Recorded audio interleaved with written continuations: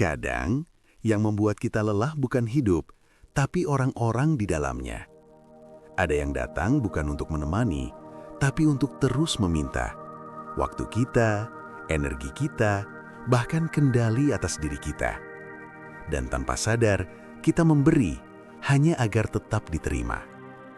Namun, stoikisme mengingatkan, tidak semua hal harus kita penuhi, terutama yang bukan tanggung jawab kita. Karena tidak semua yang meminta layak kita pertahankan. Poin 1. Orang yang meminta kamu selalu mengerti tanpa pernah dijelaskan.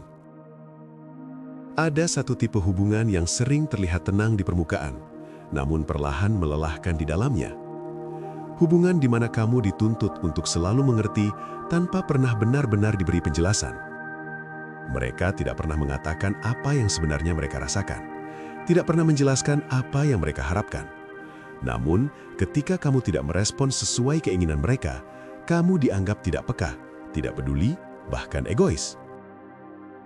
Dan tanpa sadar, kamu mulai menyalahkan dirimu sendiri. Kamu mulai berpikir, mungkin aku memang kurang peka.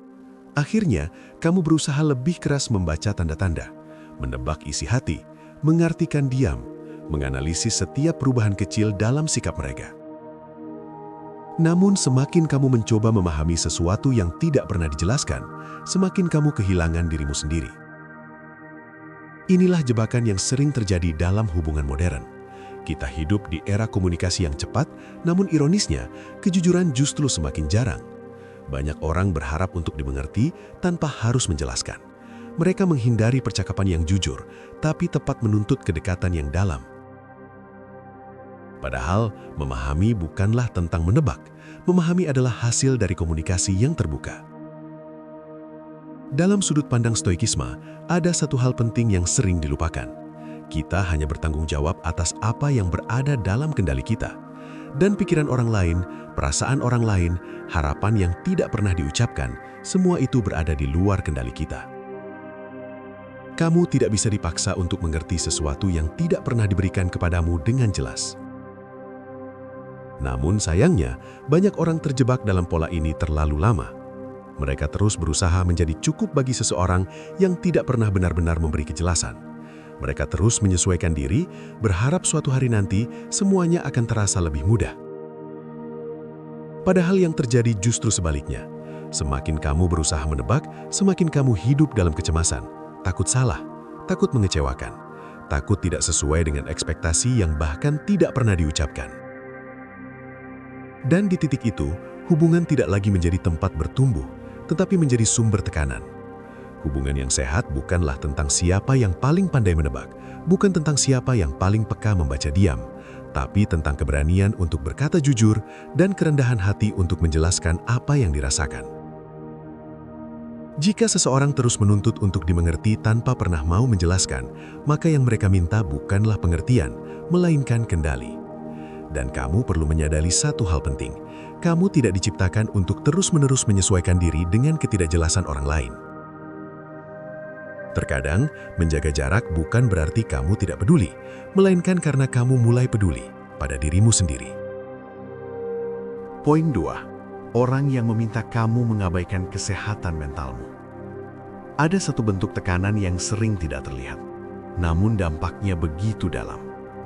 Tekanan yang tidak datang dalam bentuk teriakan, bukan pula dalam konflik yang jelas. Ia hadir secara halus, melalui kalimat-kalimat yang terdengar biasa, kamu terlalu berlebihan, itu cuma di pikiranmu saja, atau jangan terlalu dipikirkan. Dan perlahan, tanpa disadari, kamu mulai meragukan dirimu sendiri. Kamu mulai mempertanyakan apa yang kamu rasakan. Lelahmu terasa tidak valid, cemasmu dianggap tidak penting. Bahkan luka batin yang kamu pendam justru diperlakukan seolah itu hanyalah kelemahan yang harus segera dihilangkan. Inilah realitas yang sering terjadi di kehidupan modern. Di tengah meningkatnya kesadaran tentang kesehatan mental, masih banyak orang yang justru menuntut kita untuk mengabaikannya. Mereka tidak nyaman melihat kita rapuh, bukan karena mereka peduli, tetapi karena mereka tidak ingin berhadapan dengan sesuatu yang tidak mereka pahami. Akhirnya, kamu dipaksa untuk terlihat baik-baik saja. Kamu belajar tersenyum saat hatimu penuh beban. Kamu tetap hadir untuk orang lain, bahkan saat dirimu sendiri sedang tidak utuh. Dan di titik itu, kamu tidak lagi hidup. Kamu hanya bertahan. Dalam sudut pandang Stoikisme, ada pemahaman yang sering disalahartikan. Banyak yang mengira menjadi kuat berarti menekan emosi, mengabaikan perasaan, dan tetap berjalan tanpa peduli seberapa lelah diri kita. Padahal, Stoikisme tidak pernah mengajarkan untuk mengingkari apa yang kita rasakan. Sebaliknya, ia mengajarkan kesadaran bahwa kita harus mengenali apa yang terjadi di dalam diri kita tanpa dikuasai olehnya. Mengabaikan kesehatan mental bukanlah bentuk kekuatan. Itu adalah bentuk pengabaian terhadap diri sendiri. Ketika seseorang terus menuntutmu untuk tidak terlalu sensitif, untuk jangan lebay, atau untuk kuat saja, sebenarnya mereka sedang meminta satu hal, agar kamu mengorbankan kejujuran emosionalmu demi kenyamanan mereka. Dan jika kamu terus menuruti itu, perlahan kamu akan kehilangan koneksi dengan dirimu sendiri. Kamu akan kesulitan membedakan mana yang benar-benar kamu rasakan dan mana yang hanya kamu pendam demi memenuhi ekspektasi orang lain. Kamu akan terbiasa memprioritaskan kenyamanan orang lain sambil mengabaikan luka yang semakin dalam di dalam dirimu. Namun ada satu hal yang perlu kamu sadari. Perasaanmu tidak pernah salah. Lelahmu valid, cemasmu nyata, dan dirimu berhak untuk diakui, bukan diabaikan. Tidak semua orang mampu memahami kesehatan mental. Dan itu bukan tanggung jawabmu untuk terus menjelaskan atau membuktikan apa yang kamu rasakan. Terkadang, bentuk keberanian terbesar bukanlah bertahan di tempat yang melelahkan, tetapi berani mengambil jarak dari mereka yang terus meminta kamu mengkhianati dirimu sendiri. Karena pada akhirnya, menjaga diri bukanlah tanda kelemahan. Itu adalah bentuk penghormatan terhadap hidup yang sedang kamu jalani. Poin 3. Orang yang meminta kamu terus membandingkan diri. Ada satu kebiasaan yang tampak sepele, bahkan sering dibungkus sebagai motivasi, namun tanpa disadari, ia perlahan menggerus harga diri seseorang. Kebiasaan itu adalah membandingkan. Dan yang lebih berbahaya, ketika ada orang yang terus mendorongmu untuk melakukan itu. Mereka mungkin tidak selalu mengatakannya secara langsung, kadang hanya berupa sindiran halus tentang pencapaian orang lain, tentang kehidupan yang terlihat lebih sempurna, atau tentang standar yang seolah harus kamu kejar. Di era modern, ini semakin diperkuat oleh media sosial, di mana kehidupan orang lain ditampilkan dalam versi terbaiknya, tanpa pernah menunjukkan proses, kegagalan, atau luka di baliknya. Awalnya, kamu mungkin hanya melihat, lalu mulai menilai, dan tanpa sadar, kamu mulai merasa kurang. Kamu mulai mempertanyakan dirimu sendiri, kenapa hidupmu tidak seperti mereka? Kenapa langkahmu terasa lebih lambat? Kenapa pencapaianmu tidak terlihat cukup berarti? Dan di titik itu, kamu tidak lagi hidup berdasarkan jalanmu sendiri, kamu hidup dalam bayangan kehidupan orang lain. Inilah jebakan yang sangat halus. Karena membandingkan diri seringkali dianggap sebagai cara untuk berkembang. Padahal jika tidak disadari, itu justru menjadi sumber ketidakpuasan yang tidak ada akhirnya. Selalu akan ada seseorang yang terlihat lebih sukses, selalu ada yang tampak lebih bahagia. Dan jika kamu terus menjadikan itu sebagai tolok ukur, maka kamu tidak akan pernah merasa cukup. Dalam Stoikisme, ada satu prinsip yang sangat mendasar. Fokus pada apa yang berada dalam kendalimu. Hidup orang lain bukanlah bagian dari kendalimu. Jalan mereka, pilihan mereka, bahkan keberuntungan mereka, semua itu berada di luar dirimu. Namun ketika seseorang terus mendorongmu untuk membandingkan diri, mereka secara tidak langsung mengalihkan fokusmu dari dirimu sendiri ke sesuatu yang tidak pernah bisa kamu kendalikan. Dan akibatnya, kamu kehilangan arah. Kamu mulai mengejar sesuatu bukan karena itu penting bagimu, tetapi karena itu terlihat penting di mata orang lain. Kamu mulai memaksakan diri untuk memenuhi standar yang bahkan tidak kamu pilih sendiri. Lalu perlahan, kamu merasa lelah, tanpa benar-benar tahu kenapa. Karena yang melelahkan bukan usahamu, tapi arah yang salah. Orang yang terus membuatmu membandingkan diri bukan sedang membantumu berkembang. Mereka sedang menanamkan rasa tidak cukup di dalam dirimu, Dan jika itu dibiarkan, kamu akan terus merasa tertinggal, bahkan saat sebenarnya kamu sedang berjalan dengan baik. Kamu perlu mengingat satu hal penting. Setiap orang memiliki waktunya sendiri. Setiap perjalanan memiliki ritmenya masing-masing. Tidak ada garis finish yang sama untuk semua orang. Dan hidup bukanlah perlombaan. Ketika kamu berhenti membandingkan, kamu mulai melihat dirimu dengan lebih jernih. Kamu mulai menghargai langkah kecil yang sebelumnya kamu abaikan. Kamu mulai memahami bahwa pertumbuhan tidak selalu harus terlihat besar untuk bisa berarti. Maka jika ada orang yang terus menarikmu ke dalam permainan perbandingan yang tidak ada akhirnya, mungkin sudah saatnya kamu mengambil jarak. Bukan karena kamu menyerah, tetapi karena kamu memilih untuk kembali ke jalanmu sendiri. Poin 4. Orang yang meminta kamu memprioritaskan mereka di atas segalanya. Ada satu jenis tuntutan yang sering disamarkan sebagai bentuk kedekatan, bahkan sebagai bukti cinta. Tuntutan untuk selalu menempatkan seseorang di atas segalanya. Awalnya, mungkin terasa wajar. Kamu ingin hadir, ingin memberi waktu, ingin menunjukkan bahwa mereka penting dalam hidupmu. Namun perlahan, tanpa kamu sadari, batas itu mulai bergeser. Yang tadinya pilihan, berubah menjadi kewajiban. Yang tadinya tulus, berubah menjadi tekanan. Mereka mulai ingin lebih banyak waktu, lebih banyak perhatian, lebih banyak prioritas. Dan ketika kamu tidak mampu memenuhi semuanya, kamu dianggap berubah, dianggap tidak peduli, bahkan dipertanyakan keseriusanmu. Di titik itu, hubungan tidak lagi tentang saling memahami, tetapi tentang siapa yang harus mengalah lebih jauh. Inilah realitas yang sering terjadi dalam kehidupan modern. Banyak orang mengartikan kedekatan sebagai kepemilikan. Mereka percaya bahwa semakin kamu memprioritaskan mereka di atas segalanya, semakin besar nilai hubungan itu. Padahal, hubungan yang sehat tidak pernah meminta kamu untuk meninggalkan dirimu sendiri. Namun, tekanan ini seringkali datang secara halus, tidak selalu dalam bentuk larangan, tapi dalam bentuk ekspektasi yang terus meningkat. Kamu mulai merasa bersalah ketika ingin mengambil waktu untuk diri sendiri. Kamu ragu untuk mengejar hal yang penting bagimu karena takut dianggap tidak menempatkan mereka sebagai prioritas utama. Dan perlahan, hidupmu mulai berpusat pada satu orang, sementara bagian lain dari dirimu mulai terabaikan. Dalam stoikisme, ada pemahaman yang sangat penting.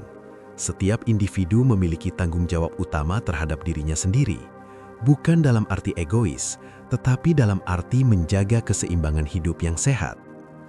Ketika seseorang menuntut untuk selalu menjadi prioritas utama, tanpa mempertimbangkan kebutuhan dan batasmu, mereka sedang meminta sesuatu yang tidak seimbang. Mereka tidak hanya ingin menjadi bagian dari hidupmu, tetapi ingin menjadi pusat dari seluruh hidupmu. Dan jika kamu terus menuruti itu, maka kamu akan kehilangan arah.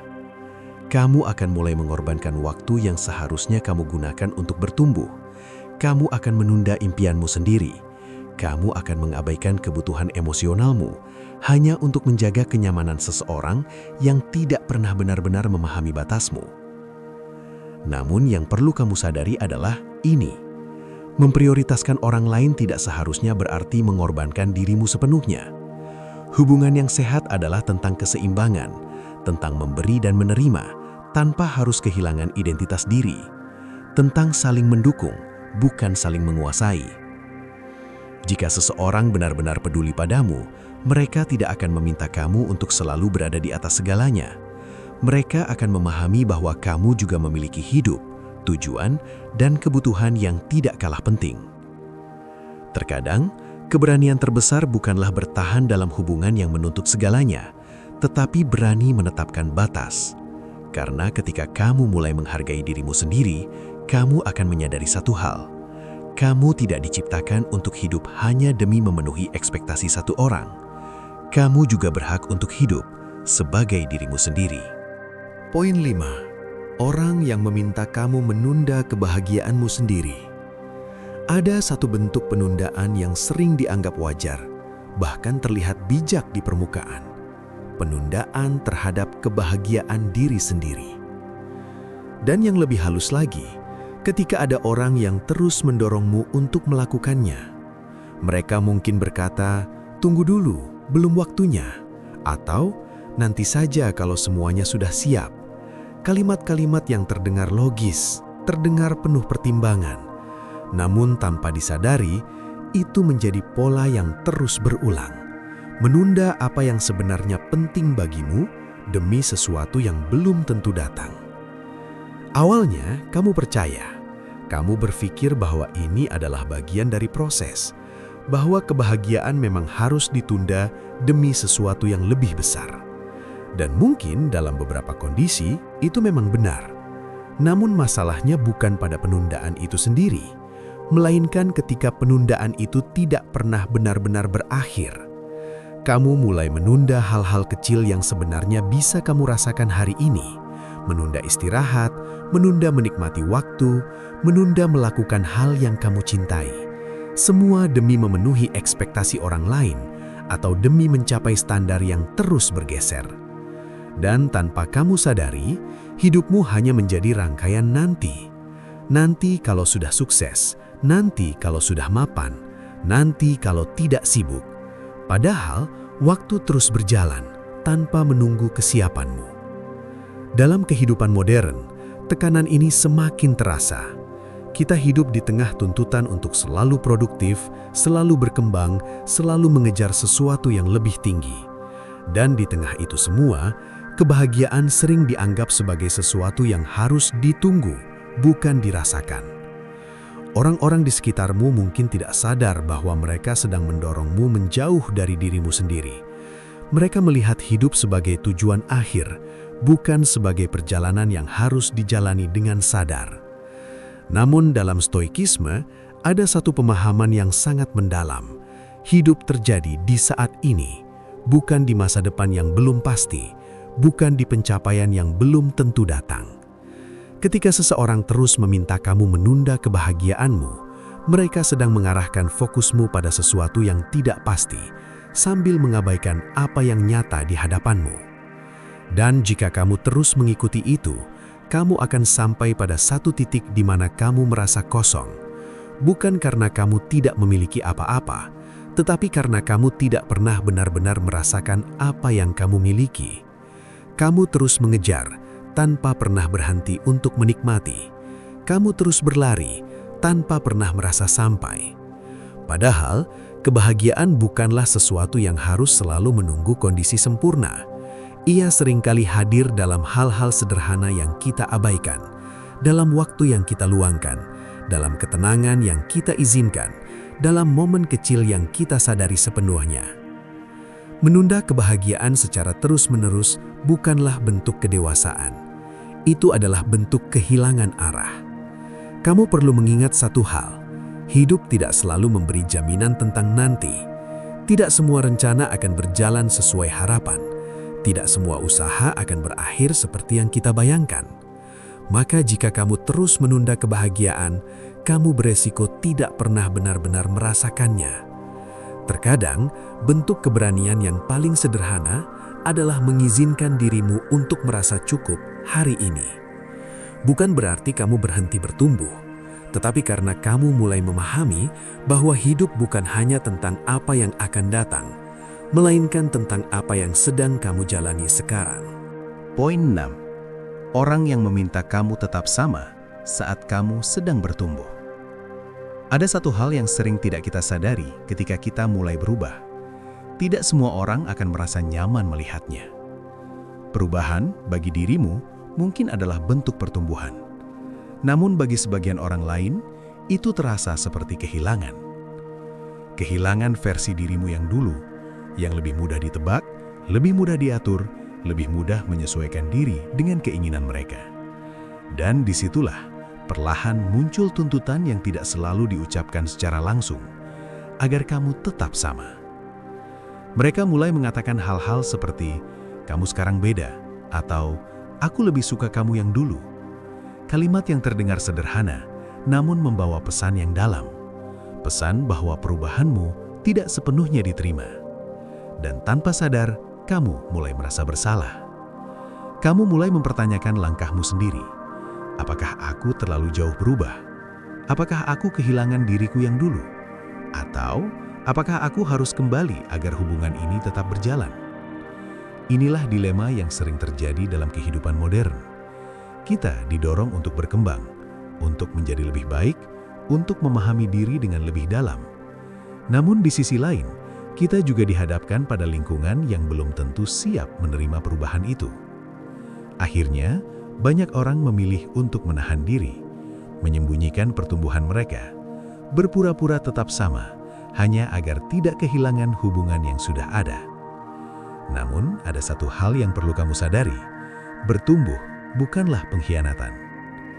Dalam stoikisme, perubahan adalah bagian alami dari kehidupan. Tidak ada yang benar-benar tetap. Pikiran kita berkembang, cara pandang kita berubah, dan seiring waktu, kita menjadi versi yang berbeda dari diri kita yang dulu. Menolak perubahan berarti menolak realitas itu sendiri. Ketika seseorang meminta kamu untuk tetap sama saat kamu sedang bertumbuh, mereka sebenarnya sedang mencoba menahanmu di titik yang sudah kamu lewati. Mereka ingin kenyamanan yang dulu, tanpa memahami bahwa kamu tidak lagi berada di tempat yang sama. Dan jika kamu terus menuruti itu, kamu akan mulai mengecilkan dirimu sendiri. Kamu akan menahan pendapatmu, menyesuaikan kembali cara berpikirmu, bahkan mungkin mengabaikan nilai-nilai baru yang telah kamu pelajari. Semua demi menjaga hubungan yang sebenarnya tidak lagi selaras dengan dirimu yang sekarang. Namun, pertanyaannya adalah, sampai kapan? Sampai kapan kamu akan berpura-pura menjadi versi lama hanya untuk menjaga kenyamanan orang lain? Sampai kapan kamu akan mengorbankan pertumbuhanmu demi hubungan yang tidak berkembang bersamamu? Hubungan yang sehat seharusnya memberi ruang untuk berubah, memberi ruang untuk bertumbuh tanpa rasa takut kehilangan. Bukan menahan, bukan membatasi, tetapi berjalan berdampingan, meskipun arah mulai berbeda. Tidak semua orang akan tetap berada dalam hidupmu saat kamu berubah, dan itu bukan sesuatu yang harus kamu takutkan. Karena pada akhirnya, orang yang tepat bukanlah mereka yang mencintaimu karena kamu tidak berubah, tetapi mereka yang tetap menghargaimu, bahkan ketika kamu menjadi versi terbaik dari dirimu sendiri. Terkadang, kehilangan sebagian orang adalah harga yang harus dibayar untuk menemukan dirimu yang sebenarnya. Dan itu bukanlah kerugian, melainkan bagian dari perjalanan menjadi utuh. Pada akhirnya, hidup bukan tentang seberapa banyak yang bisa kita pertahankan, tetapi tentang apa yang berani kita lepaskan demi tetap menjadi diri sendiri.